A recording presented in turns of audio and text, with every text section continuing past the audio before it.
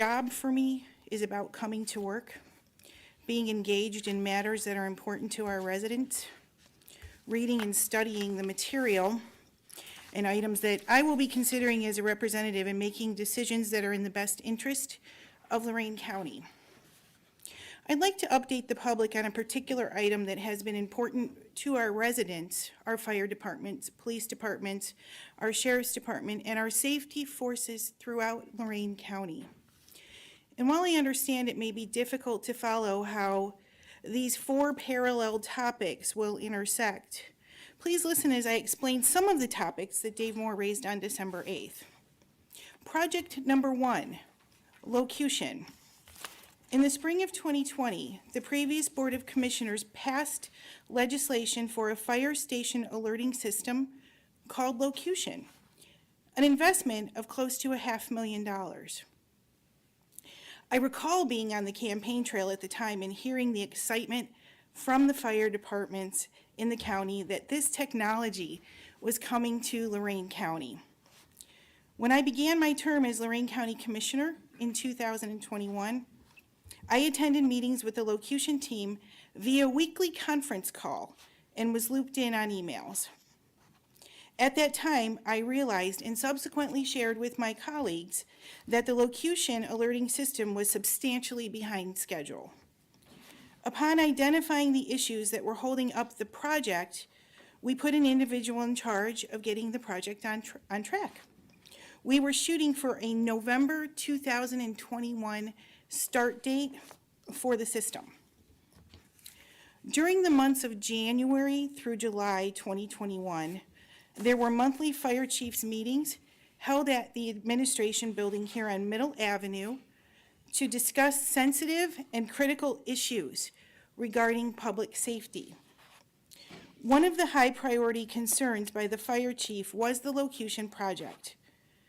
First was the speed of the decision-making process on the critical infrastructure of the locution alerting system. And second was the fact that the previous county administrator, Mr. Cortez, as a cost-saving measure, eliminated a handful of political subdivisions from receiving the install of the alerting system. I brought both issues to my colleagues in executive session, and the board agreed to opt back in the political subdivisions that were eliminated. And we agreed to have a meeting to discuss the next steps on the locution project. Project number 2, the 5-city radio system.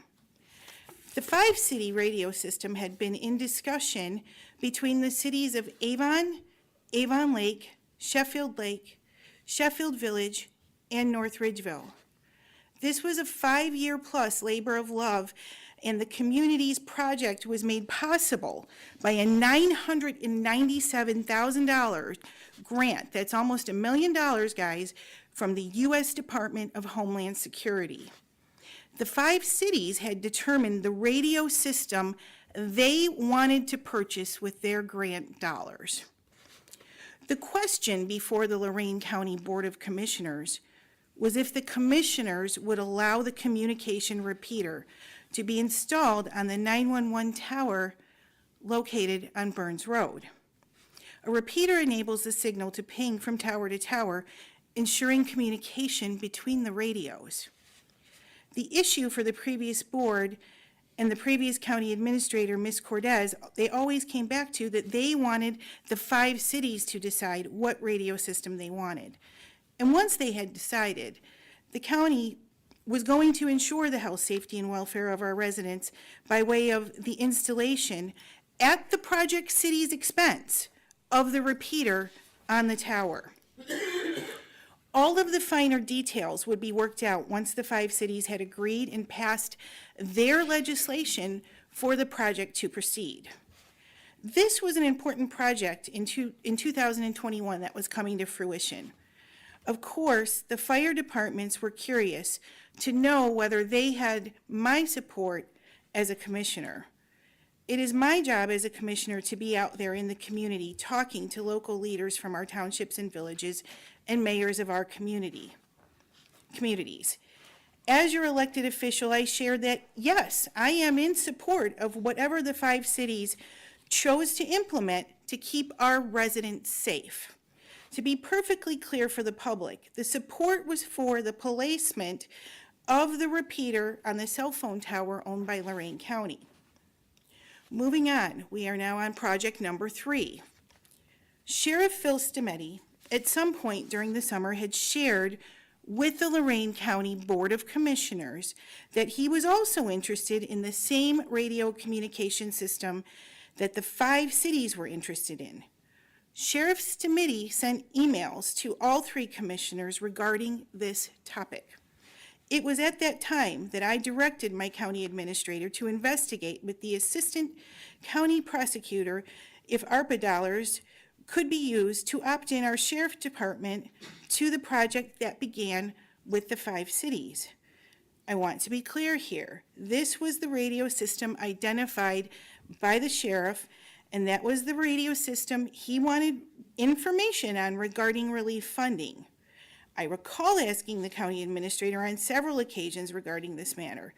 I also recall directly asking the assistant county prosecutor regarding this matter. It is important to understand that the county administrator's job requirements do include gathering information that is requested by the commissioners, and it is the commissioners who give him or her instruction and request further information or action. Project number 4, multi-agency radio system, state of Ohio. I had received inquiry and interest from police departments in Lorain County to have a MARCS repeater installed on the 911 tower on Burns Road. For the public's information, the fire departments in Lorain County seem to gravitate preference-wise to the Harris radio system. And there were a few police departments that were gravitating towards or currently using the MARCS radio system. On Monday, April 5th at 10 a.m., I did attend a meeting with Dick Miller from MARCS and officials from the city of North Ridgeville. Mr. Miller stated to me as a matter of fact that he was not about to give the county $5,000 per month to put his repeater on our tower. Mr. Miller had talked for quite some time, which was fine. As commissioners, it's our job to listen to people when they want to come in and talk. One of the questions posed to Mr. Miller by 911 Director Harry Williamson was referring to the current coverage maps and how the repeater that he was interested in having on the tower would help the coverage for our first responders serving the political subdivisions that currently are using the MARCS system. Mr. Miller indicated that he would email that information to Director Williamson to distribute out as needed. I would like to add at this point, the health, safety, and welfare of the residents of Lorain County is one of my top priorities. The way Dave Moore presented it last week, it was if he was interested in picking the winners and losers in the race to get on our cell phone tower. Unlike Dave, I had no opposition to both repeaters being placed on the tower. I would like to make perfectly clear for the public, when the topic came up during our executive session discussions this past summer, I gave my input that both Harris and MARCS Communications repeaters be permitted to lease space on the tower. The timeline is now 3 weeks later, on April 28th, 2021. I attended the meeting to discuss the progress of the locution project. To remind the public, this is the fire alerting project passed by the previous board, so I am now going back to project number 1 for discussion purposes. The meeting was attended by Dave Moore, his assistant Amy Marcel, Chris Kish, the assistant to Tom Williams, Russ Scarborough, Alan Close from Cleveland Communications, his assistant, 911 Director Harry Williamson, myself, and on the speaker phone was Lorain County Contracted Vendor, Mission Critical, or MCP, Mr. Steve Haberman. The reason Mr. Haberman was hired by the former Board of Commissioners was because the former county administrator, Mr. Cortez, felt it was important to hire a consultant that could not possibly sell us any equipment or radio system. Mr. Haberman was hired to provide the county vendor-neutral advice and counsel. On April 28th, the group was advised by Mr. Haberman of MCP where we were on the timeline of the Locution Fire Station Alerting System. The county relied on MCP to provide advice and counsel from a vendor-neutral standpoint on the next steps for the project. We had reached a point where the elected officials in the room were being told that in order to keep the project on time for November, we would need to decide on the radio system that would be the communication driver of the project. When the project was passed in 2020, the design was based on the current outdated radio system used by the county. The original Locution project contract included 13 push-to-talk radio transmitters, and a new radio system, whether it was Harris or MARCS, would require less and potentially save the county money. Again, folks, we're talking about less than 13 radios. We were not there to discuss a $6.5 million project. We were there to hear options available for an already passed $500,000 project. Mr. Haberman tried to get Commissioner Moore to comprehend the issue at hand with several attempts. Commissioner Moore appeared visibly confused and seemed unable to separate the Locution project from the sheriff and the county's possible larger radio project, the 5-city radio project, and the repeaters on the tower. Commissioner Moore then became frustrated and left the room. At that point, in front of Commissioner Moore's assistant, Amy Marcel, Alan Close from Cleveland Communications asked if there would be a separate meeting to brief Commissioner Lundy on the decisions that must be made for the Locution project. In hindsight, this was a perfectly valid question, since Commissioner Lundy was the only remaining member of the previous board that started the project.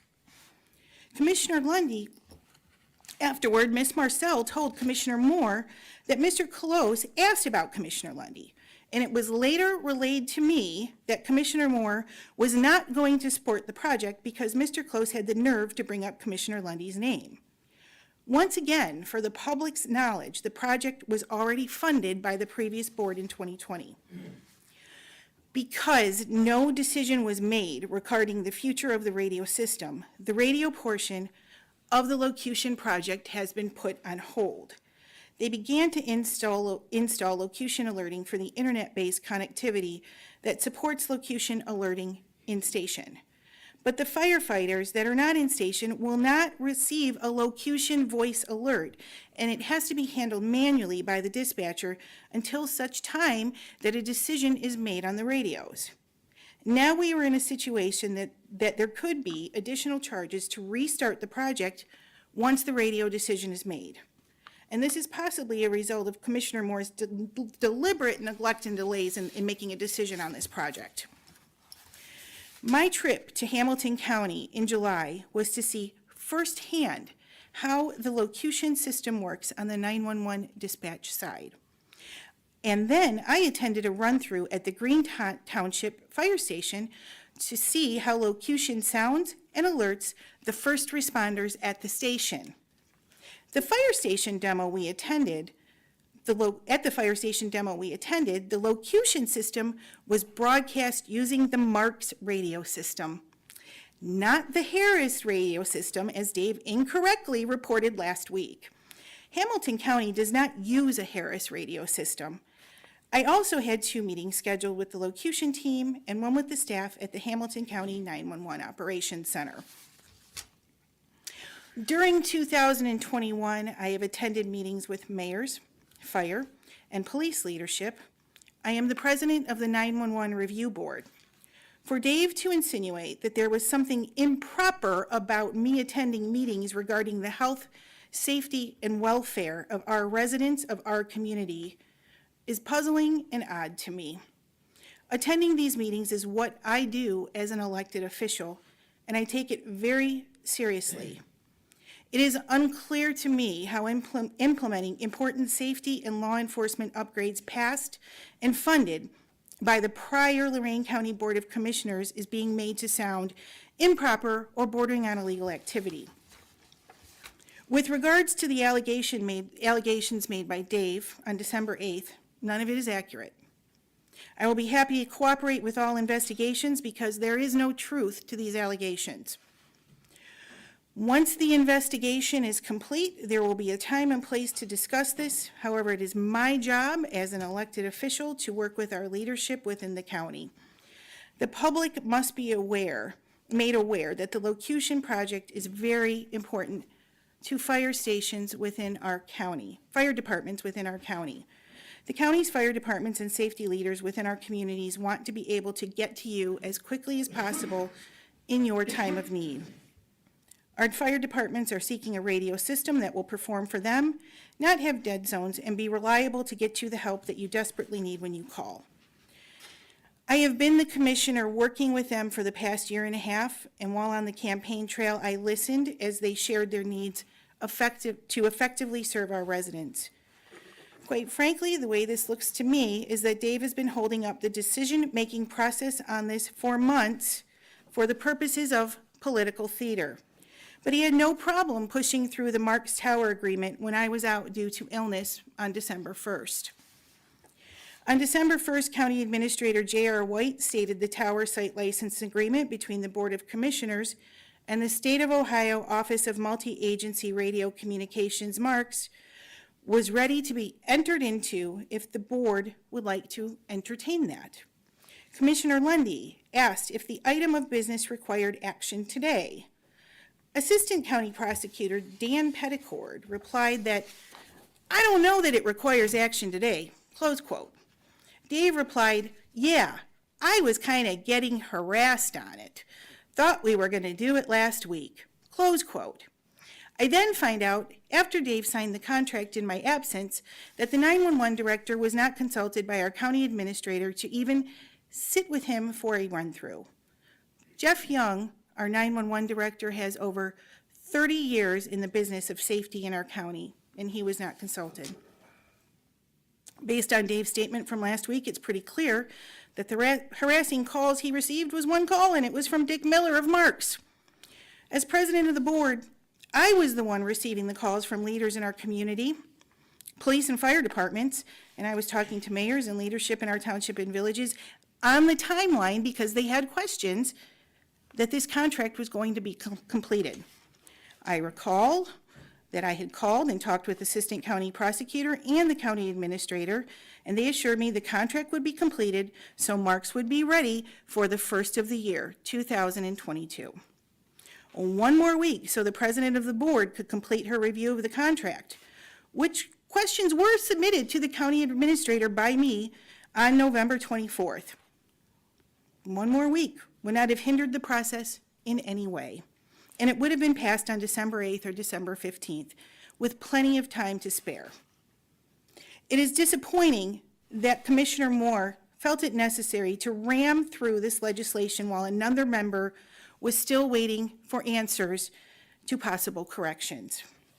The right thing to do here would be to rescind the resolution passed regarding this tower agreement and to have the review completed and then bring it forward and put on the agenda as a normal item of business at the next regularly scheduled meeting. Will my colleagues on the board do the right thing today? As a board, we should never be in the business of jamming something through unless it's a true emergency.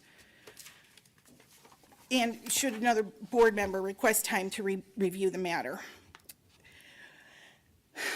Last week, when Commissioner Moore held up the newsletter of the Harris Radio repeater installation, which will help to operate the 5-city radio system and help our first responders reach residents in their time of need, Commissioner Moore said he crossed out the story to share with our residents. I have to tell you that I was appalled for the lack of respect for our residents' safety and well-being. As elected officials, the one thing that we do for our residents is give our best effort to secure grant dollars that will benefit our communities. The 5 cities worked diligently to secure this $997,000 grant, and Commissioner Moore voted present on the repeater placement. Sadly, I feel that I must bring these especially critical issues to the public's attention today because the presentation last week speaks directly to the health, safety, and welfare of our residents in Lorain County. Interestingly, I did want to bring up some of the recent employee hires, and it was mentioned by a speaker today in lobby session, but I'd like to review some positions that have been filled in the latter part of 2021. This board has worked tirelessly to hire directors and fill vacant positions since the terminations began on June 30th. Commissioner Lundy and I worked diligently to interview and fill these positions. Our administrative assistants worked together to schedule interviews with the Human Resource Department. The process worked. We did our jobs. And we hired a JFS director, a 911 director, a crime lab director, and we have decided to retain the Workforce Development Director, Mr. Mike Longo. All 4 of these director positions, Commissioner Moore voted no on, and he declined to interview these candidates. I would like to point out that Mr. Longo was our Workforce Development Director for 13 years, and he was hired through a partnership with the Lorain County Community College. I could not be happier to retain an individual that has an unblemished 13-year record with us. Yet Dave voted no on this hire last week. There can only be a handful of reasons for voting no on these hires. Could it be personal animosity towards these people? Or could it be the unwillingness to come to work and interview folks? Or a misguided desire to create political theater within Lorain County? Commissioner Moore can choose to function as a catalyst to the progress and prosperity of Lorain County, or choose to be an impediment. I hope he chooses to be a catalyst. Finally, 2021 has been an interesting year, and it's been challenging for all of us. More than ever, I am committed to the residents of Lorain County and delivering county government that works for you. As our community forges ahead in 2022, I want you to know that I will continue to work for you and your family's health, safety, and welfare. During this holiday season, I wish only the merriest of holidays and a happy, healthy new year. That concludes my report. Commissioner Lundy, do you have a report today? Yes, I do, Madam President. First, I'd like to send congratulations to the many business winners of Businesses of the Year through the North Ridgeville Chamber. They held their luncheon last week at Tom's Country Place, always a great turnout, just a great group of folks I've got to know many years ago, even in the legislature, since I represented North Ridgeville, attending the North Ridgeville Chamber lunch, and just, you know, quite frankly, fastest growing community in the county, and they continue to build new homes there all the time, and just an exciting place. You know, our county continues to grow because we have affordable housing, we have great schools, good family quality of life, and we take our leadership responsibility seriously in one of the fastest growing counties here in the state of Ohio. NOACA held its board meeting on Friday. A major point of discussion, van pulling, working with businesses in the community that need to get their workers to the location. It's something that NOACA talks about quite often when people talk about relocating or opening up business, especially manufacturing or any kind of plant.